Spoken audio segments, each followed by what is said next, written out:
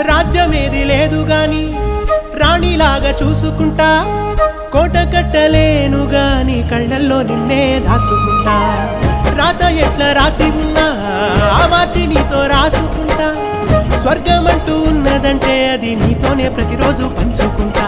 నిన్ను గన్న మీ నాన్న కన్నా అల్లారు ముద్దుగా సాదుకుంటా. నీకు కోపం వస్తే కొంత దూరం ఉంటా, నువ్వు గీత గీస్తే నేను దాటనంటా. కంట నీరు కంటి రెప్ప దాటకుండా కాటుకై కావలుంటా. రాంబాయి నీ మీద నాకు మనసాయనే.